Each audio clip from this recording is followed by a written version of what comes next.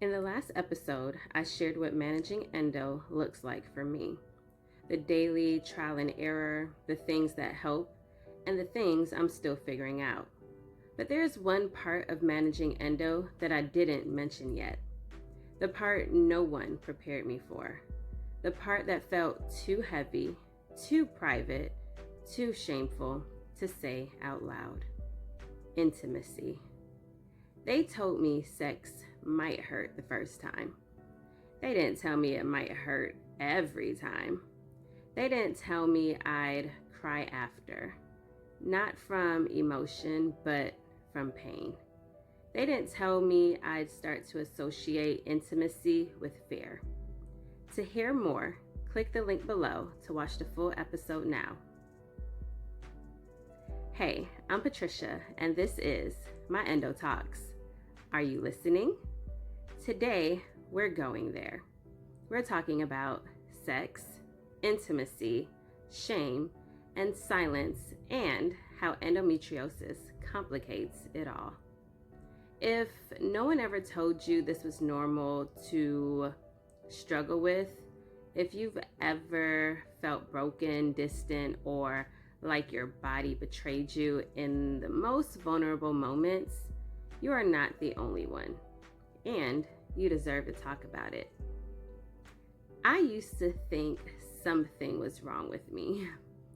The first time sex hurt, I thought maybe it's just nerves, but it kept happening.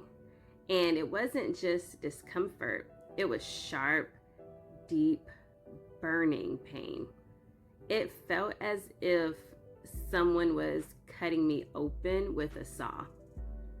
And still, I didn't say anything because I thought maybe this is just how my body is, or worse, maybe I'm not good at this.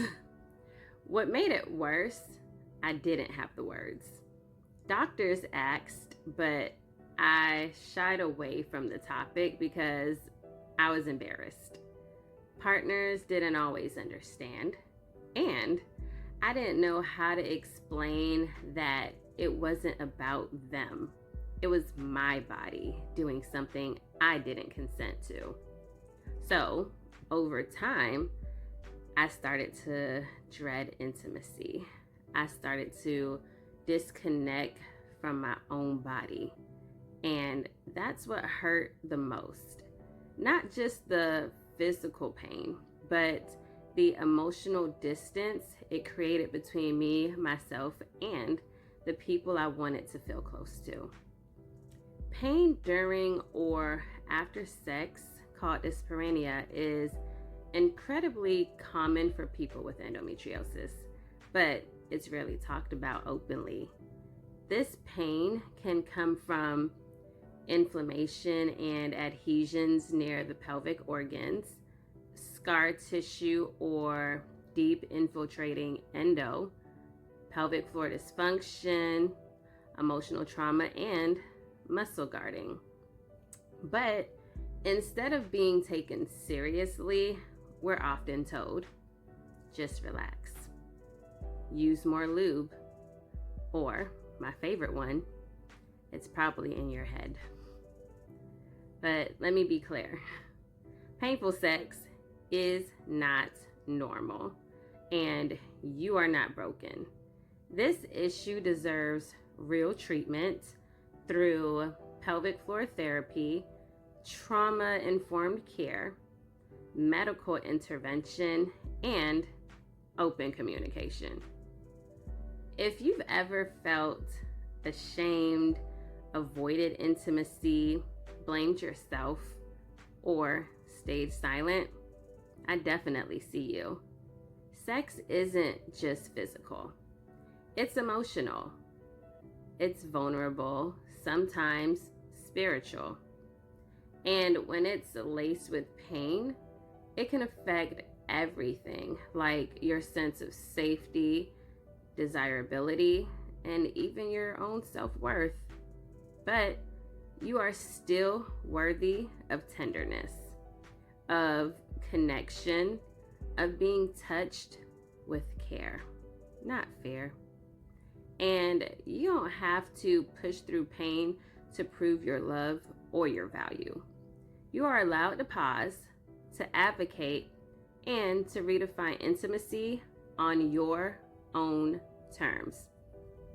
So, have you navigated pain and intimacy with Endo? Has sex ever felt like a secret you couldn't talk about? Comment below or DM me on Instagram at @MyEndoTalks. This is a space where we name things, not to shame ourselves, but to set ourselves free. And please share this with someone who's struggling in silence. Sometimes knowing you're not alone changes everything. Talking about intimacy and pain is heavy, but naming it is the first step to reclaiming what Endo cannot take from us. Because yes, Endo reshapes our bodies, our confidence, and even the way we connect, but it doesn't erase our capacity for joy.